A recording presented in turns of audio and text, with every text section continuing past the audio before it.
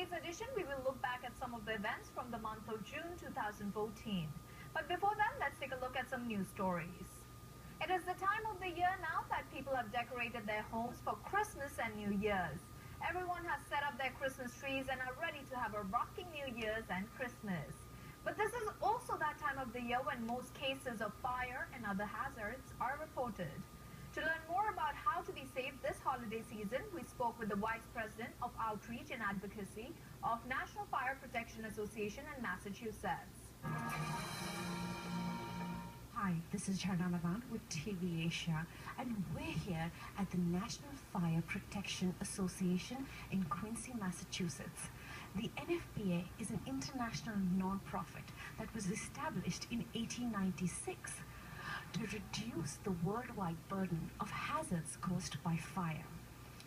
From 2007 to 2011, the U.S. Fire Department reported an estimated annual average of 230 homes that had fire related to Christmas tree and the holiday decorations. The holiday decorations on an annual average has caused 6 deaths, 22 injuries, and over $18.3 million in structural damages. We sat down with Lorraine Carli, the Vice President of Advocacy and Outreach for NFPA, to tell us more about the safety tips that we can follow this holiday season. Lorraine, thank you so much for talking to us. Tell our viewers something about NFPA, the working and the mission of this organization. NFPA has been around for more than 100 years. We have been devoted to fire safety, life safety, and electrical safety for that amount of time. And we focus a lot of our activities on educating the public on how to be safer from fires. And the holiday season is around the corner, and everybody's decorating the house with trees and lights. What are the common mistakes that you see a layperson making out there? You're right. This holiday season, there's a lot of activity around homes, and we see a number of things that increase the fire risk. One is the decorations that you choose. You want to make sure that you choose fire retardant decorations, that you keep your trees well watered, because we do know the trees that are dried out become a greater fire risk. Be careful with your lights. Make sure you don't have frayed cords or broken sockets that could cause an increased risk to fire. So those are some of the things. A couple of other things we see around the holiday season is a lot of increased use of candles. And candles can be a fire risk as well. And the big safety tip there is to make sure that you keep your candles at least a foot away from anything that can burn, and that you have them in sturdy candle holders, and that you blow the candles out when you leave the room or go to bed for the evening. And I know you have a dedicated program for children out there.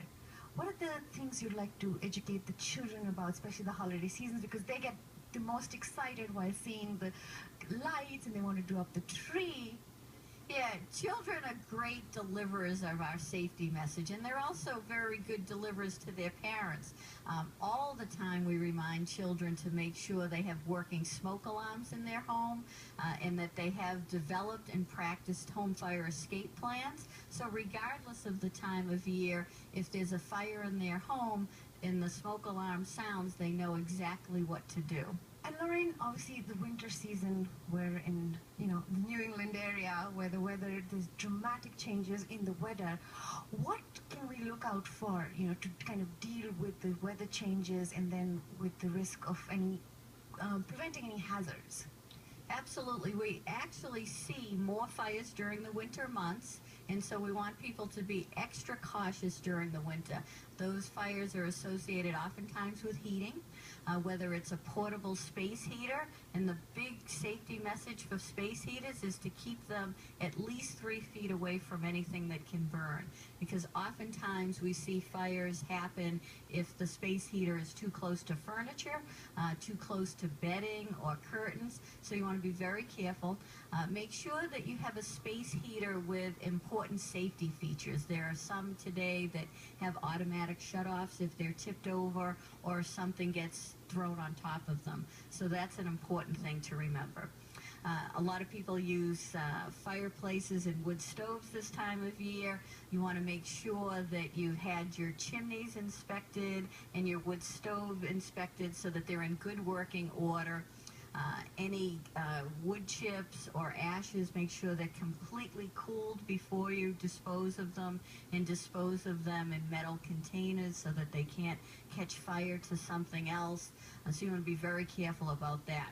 And also remember not only to have working smoke alarms in your home, but to also have carbon monoxide detectors, because oftentimes in the winter we do see carbon monoxide accidents where carbon monoxide escapes into the home because maybe a furnace isn't working properly or vents are blocked. So you want that early warning sign. What is the key message or the last piece of advice you would like to give our viewers out there for this holiday season? Well, we want everybody to have a happy holiday season, so we remind people to take some very simple steps so that they don't have a fire. Things like watering your trees, being careful with candles, and above all, having smoke alarms and escape plans so that in the event that something does happen, you'll be safer. It's the most wonderful time of the year. There are beautiful Christmas and holiday decorations everywhere around. And just by following simple safety tips, we can prevent any fire damages from happening. This is Charna Madan reporting from the National Fire Protection Association and wishing you all a very safe holiday. Jai writes in